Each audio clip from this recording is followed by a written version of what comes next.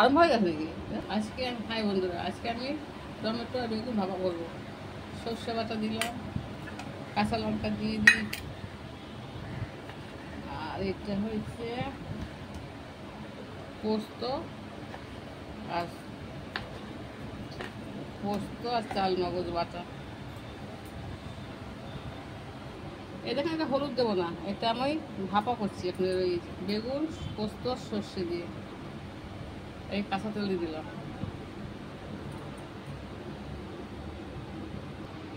একটু চিনি দেবো, কেন বলতো বেগুনের খুব মুখ চুলকায়। একটু নুন চিনি দিয়ে দিলাম।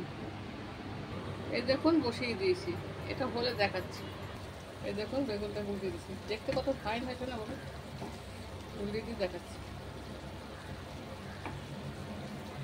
এটা বেগুন ভাপা। এই দেখুন বন্ধুরা, আমার ভাপা হয়ে এসে একটু গোলমরিচের গুঁড়ো দেবো আর একটু কাঁচা তেল দেবো। একটু কাঁচা তেল দিলে ভালো গন্ধ আসবে না। একটু কাঁচা তেল আর দেখুন কত সুন্দর দেখতে হয়েছে বেগুন ভাপা ইলিশ মাছ।